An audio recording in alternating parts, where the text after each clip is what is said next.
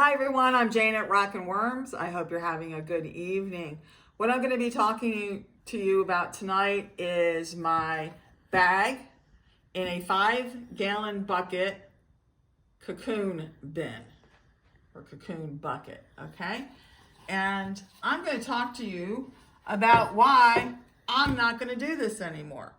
And it has nothing to do with the structure of having a worm bag in a 5-gallon bucket. This system works great, and in fact worked great for me for 9 months when I first started keeping worms. But the difference was my system of keeping worms at that time was radically different than what it is now. And this bucket system just doesn't fit into what I'm doing. Okay, so let's talk about that. Let me put my glasses on. As I now move this worm bag in a bucket into one of my standard bins. Okay, so if you've seen the videos on how I set this up to begin with and the trouble I had with it drying down and me losing track of it, you'll refresh. I'll refresh you on how the system works. But that instance of the dry down is just one in a small series of mishaps that has, again, made me think this system just doesn't fit with how I'm keeping worms right now. So I took off binder clips that hold the bag at the level I want it to be within the bucket, and you can easily adjust the depth of your bucket to accommodate the amount of bedding and worms you have. That's why using the clips is great. Here is the bag. This happens to be a reusable shopping bag from a local grocery store. Walmart sells reusable shopping bags. Gosh, every place. Aldi's, Ross's Dress for Less. Lots of places use reusable shopping bags, and they all work as long as they're this woven kind of material. So it is both air and water permeable. Okay, that's the important part. It's also nice to get bags that don't have a lot of iron-on pictures, because that reduces the breathability of the bag. Okay, so you just saw me dump the contents of the bag out into the bin. Super easy. Even if I was keeping the worm bag in a bucket system, I do like to dump the contents into a work bin because it just makes it easier than doing it in the limited circle space of the mouth of the bucket. Okay, so if I want to aerate, I want to feed, having a little bit more working surface area makes it easier. Okay, so let's see what we have going on here. So I know what I need to do to set this up to just go back on the shelf with my other regular bins. Okay, so first of all, the moisture is fine. Let me, whoop, I got a little worm in there. Whoop, I got a lot of worms in here, holy crap. Okay, all right, let me squeeze. Moisture is clumping together.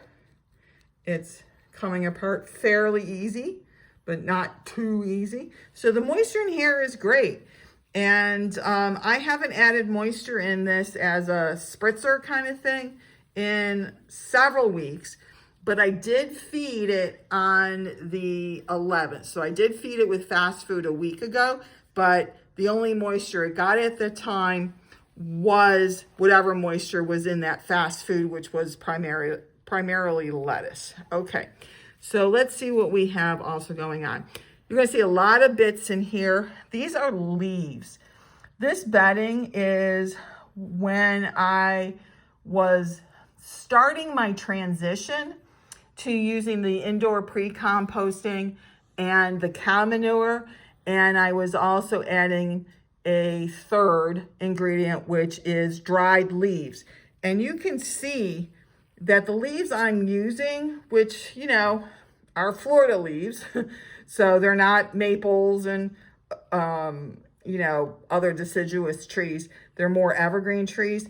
These leaves are taking a long time to break down, which again is fine. There's nothing wrong with it, but I prefer, I have found for my bedding to be more digestible in a shorter amount of time by my worms and my biota in my entire system. So I'm actually not using leaves in my worm bins as bedding, as a food source at this time. Okay, so the moisture is good.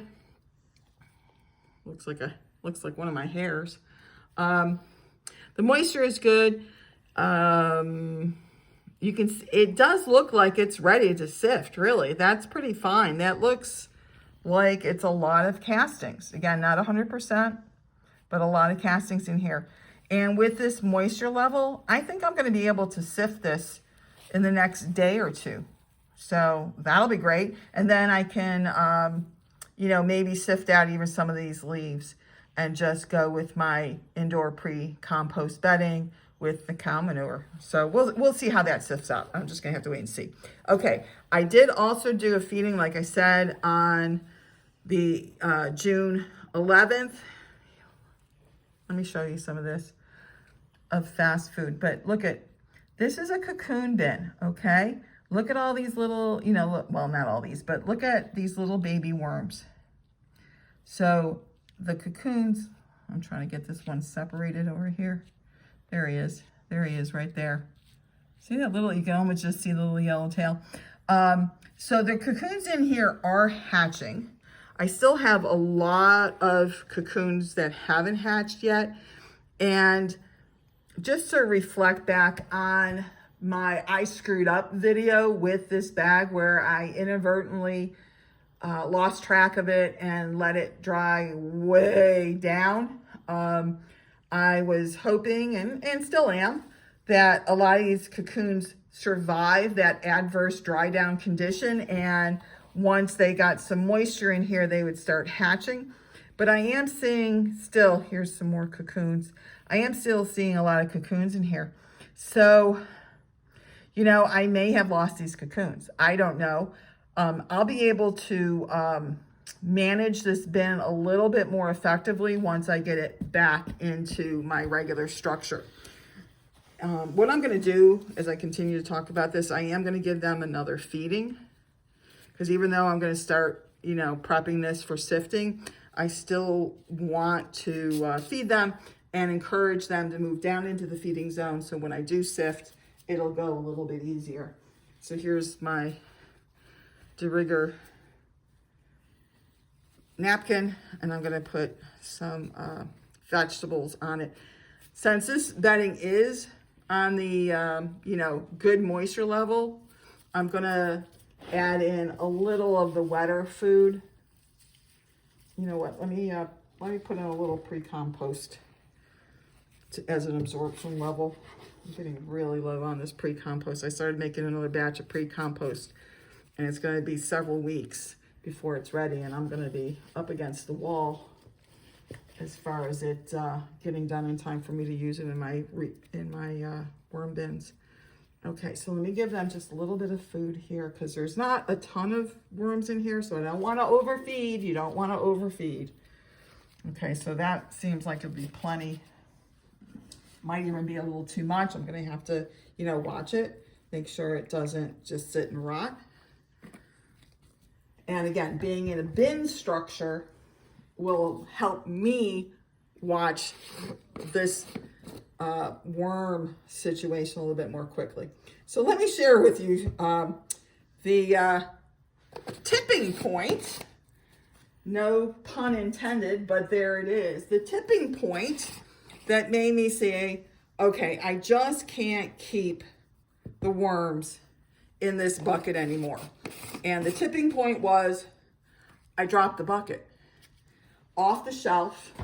The bucket was up here on the shelf, and I had the lid on it, and I was doing the feed, and on the 11th, the last feed, and I brought the bucket down, and the lid started to tip, and I kind of like shook, and I dropped the bucket onto the floor, onto my carpeting, and some spilled out. Thankfully, not all of it, but some spilled out. And it just was to the point where I'm like, this isn't working for me.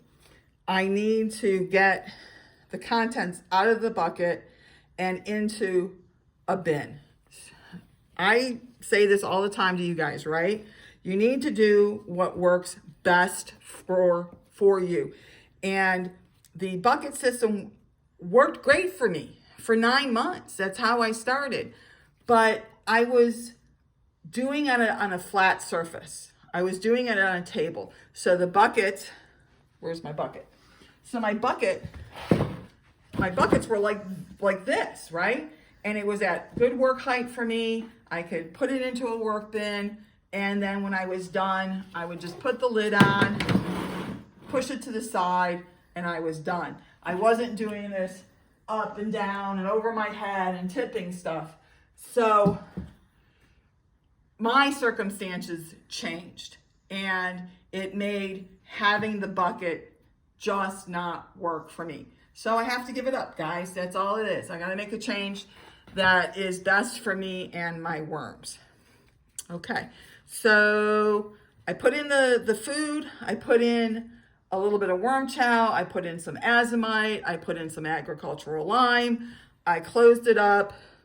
I'm going to make this a little bit shallower, not to change the moisture specifically, although it will. But the point is the changing of the moisture with the food combo on this working end of the bin will encourage any worms, including babies on this end, to migrate to the working end so I can sift this, okay? And making this end a little bit shallower helps that migration happen a little bit more quickly. All right, this bin is done. So I just wanted to, come back to you, share with you, how I've just decided to move on for now from using the 5-gallon bucket with the worm bag in it. Will I come back and use this system again in the future? Maybe. I can even say probably, because the system works and it can save a lot of space. And that is why I actually circled back to it after I had stopped using it, went to the bin system, and then I went back to the buckets because I was pressed for space.